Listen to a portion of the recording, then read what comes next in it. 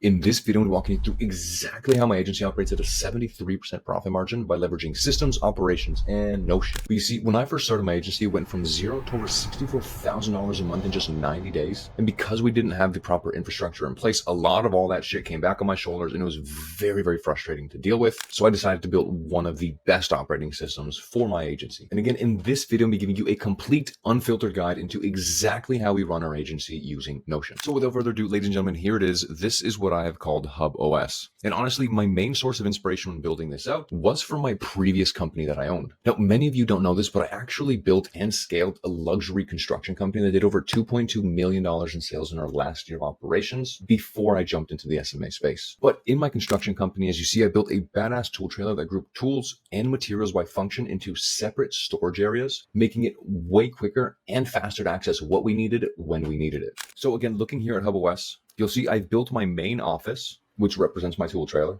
and then broken things down by category so that way we can start organizing things again by function. So as you see, we just have some quick clocks. We have an embedded Slack where you can click here to actually join our Slack channel. We got just a quick overview into the company, and then we have our company links, which is client success, internal, company wiki, and employee offices. So jumping into the client success portal, as you see, it says this page is a dedicated client success archive. Any and all client-facing assets, dashboards, or databases can be found in here. At the top, we have quick database links into very frequent and popular databases that we use. And then scrolling down, we have little dashboards that, again, share relatively the exact same things, just in a quick, accessible dashboard. So again, in our client success portal, we have things like our sales pipeline, our client meetings, our client projects, client onboarding forms, and more. If I jump into our sales pipeline, which by the way is one-to-one mirrored with our Go High Level, so every time we drag something in Go High Level, it happens inside of Notion, we have these opportunity cards. Now, when you open one of these opportunity cards, it starts bringing a lot more context to the table. As you see, we can open for any sort of notes. We can record all past client meetings. If we create a new meeting, as you see, you open it, we can actually pre-populate the meeting by templates,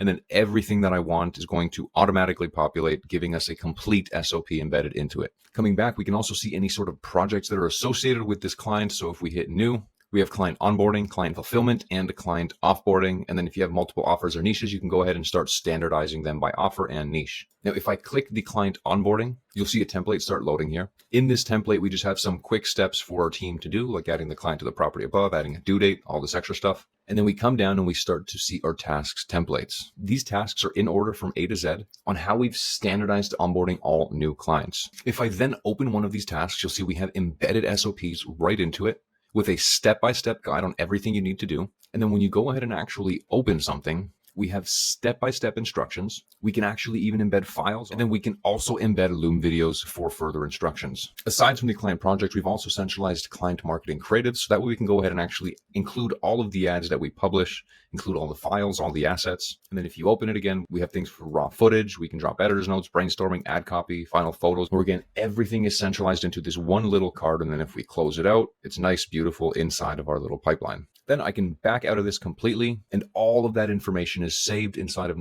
one nice, beautiful card. On top of that, inside of the client success area, like I said, we have client onboarding and offboarding projects, which I just gave you an example of. And then this allows me to see exactly where all client onboarding and offboarding projects are, what the status is, the completion rate, and then I can go in and just make sure that we're staying on top of things and that nothing is getting lost and slipped in the cracks. To the right of this widget is another widget where, again, we're tracking onboarding tasks. So it really allows me to see, okay, this is the project, and then this is the actual task list, and we can see exactly what's being done, what's not done, what's not started, etc. Scrolling down from here, we then are hit with another dashboard where, again, same concept, but now we have client fulfillment tracking where we can track projects and tasks associated to the actual fulfillment. And then again, scrolling down, we can see client meetings, and we can literally come in and check on every single meeting that was ever taken throughout this week inside of our agency. Again, this has really just allowed me to keep my finger on the pulse without directly having to do it by coming in, reviewing, seeing what's going on in my agency, and making sure that everything is running smoothly. Now, one thing that I kind of glanced over that I'm actually going to jump back into is this client meetings. Like, I don't think people really realize how important this is,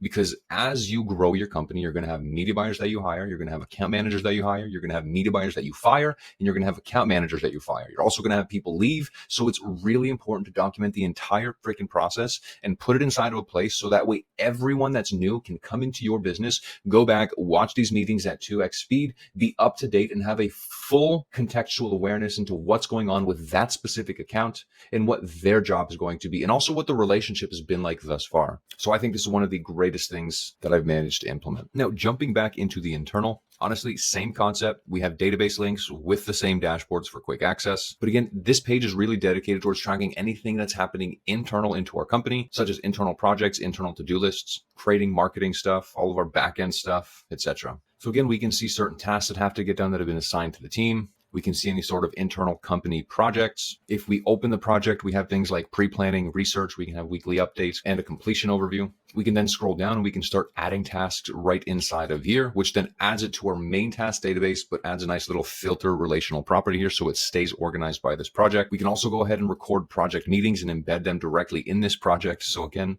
very easy and quick for people to get up to speed and see exactly what's happening on this specific project. Then if you want to open any sort of task, you can go ahead and drop any sort of detailed information, any links, absolutely anything regarding to that specific task that you want to take, centralize, and store. Again, making it much easier to do things like task completion, delegation, and then really just centralization of all sorts of information. A lot of shuns there. Now, scrolling down again, we then have our internal meetings where I've really templated a bunch of different types of meetings. We have things like our daily huddle, where again, we literally have embedded SOPs on exactly what we're going to be doing and addressing on this meeting. We can then come back, add a date, add the recording link, add any sort of people, etc. We have the same thing for daily leadership huddles, bi-weekly customer alignment meetings, monthly executive meetings, monthly meetings to solve problems, as well as any sort of annual meetings. They've all been templated. So that way, when you go ahead and open it, again, we have a clear, standardized procedure on how we're going to actually take these meetings. On top of that, I built one of the most revolutionary goal trackers for me personally, where we have a workshop that we plan quarterly goals. So if I open this with you and create a new one, you'll see we have our quarterly goal. I'll click on it and then it'll pre-populate a template. In here, we have some quick instructions. And again, any sort of related team meetings, because if we're going to be meeting regularly to chat about goals, I want to link that and add it so that way it's centralized and documented. Underneath, we start writing goal objectives. Again, we can create one. We have a bunch of different templates. So we have things like sales objectives, marketing objectives, software product plan, finance objectives, HR objectives. Let's say for this one, we're going to be doing a sales objective. We click on it. We start populating another template where it's going to ask us what learnings did we have from last quarter that again can inform us on our plans for this quarter. What are some of our team goals? So again, how will you measure your team success this quarter? List specific, measurable, attainable, relevant, time bound, which is called SMART goals below. And as an example, increase your closing ratio up to 45% by the end of this quarter. We then document major initiatives, meaning like what are the top initiatives that your team will be taking on this quarter to help hit these goals. And then we turn those major initiatives into projects down below. So for example, you could put something like revamp our entire sales process. Now, when I've added that, as you see, it actually populated down here below because we have a lot of linking functionality that happens. So I'll close this. I'll then open the project, hit this project template, and then start adding project tasks. Again, we could do things like isolate what's not working. And then in here, we can put things like listen to all sales calls and identify any points of friction and anything else that you want to add in that task. What I then do is I assign it to someone, I add a due date, and I tag it with a task-on level. So this is something that I created where if we hover over it, we have different task-on levels. Task-on level 1 is critical, which means we do this immediately because it's both urgent and important. Task-on level 2 is important, but we can schedule it for later because, again, these tasks are important, but they're not urgent right now. And then task-on level 3 is it's something that's necessary. Again, meaning it's not really urgent and it's not important, but it still needs to get done at some certain point. So these are the types that we can delegate or defer out. So we'll turn this one into task-on level 1, which is very critical. From there, if we're going to revamp our entire sales process, obviously let's hire a consultant or full-time sales operator. And then again, you get the idea. You go ahead, you start building out all the tasks necessary to do these projects. And then these projects, as you see, are linked to objectives, which are then linked to the entire quarterly goal. We then have this nice little dashboard. We can see the goals. We can see the objectives. We can see the projects associated, broken down by different objectives. And then we can also see the tasks, again, broken down by project. Again, this has allowed me to be very analytical, methodical, thoughtful into how I want to progress my company, and then also giving me day by day, week by week, and then month by month timelines on how I can actually move and inch toward that goal with specific, measurable, tangible tasks. Now, moving on from that, the last thing that we have inside of this internal area is something called employee reports, where every time an employee submits a report, whether it's an end of day report, end of week, end of month, or whatever it needs to be, it gets centralized in here. That way we can at least save it and have access to it in the future. Now, the third bucket that I've created was something called a company wiki and resources. And honestly, this has been a game changer for me. If you open it, as you see, we have a whole lot of stuff built out, like how to get started with HubOS, our company's mission, vision, values, any sort of recent press or information, we centralize it there.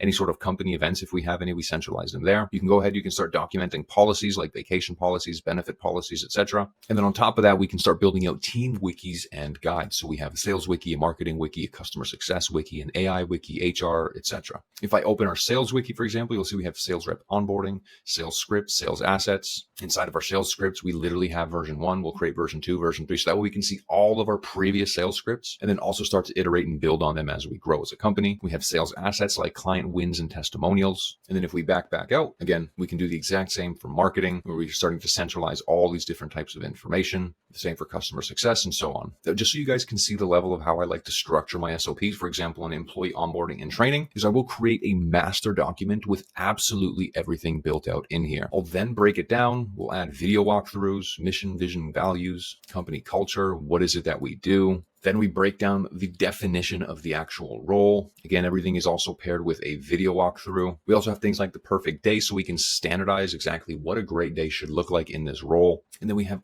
all of our training curriculum, which again, we make them watch entirely. And then after they watch it the first time, we make them for another week watch it at 2x speed, first thing in the morning, take notes on it. That way they can really start to soak up as much information as humanly possible through this training curriculum. We've also recently implemented a graduation where we can now start to test them on certain things that are inside of the actual training. Again, just really making sure that they know exactly what this role is about, know exactly how we want them to perform their role, and so on. So yeah, having this company wiki honestly was a huge thing for me to just start taking everything that I know inside of my brain, putting it in clear, organizable buckets that I can throw all this shit into. And then when I hire people and bring new people on, it's like, yeah, go check out the company wiki before coming to ask me. Now, those are the first 3 main buckets, but honestly, the most important and most commonly used one is called employee offices. So as you can see, every employee gets their own office where they scroll down. We can start embedding certain forms like end of day forms.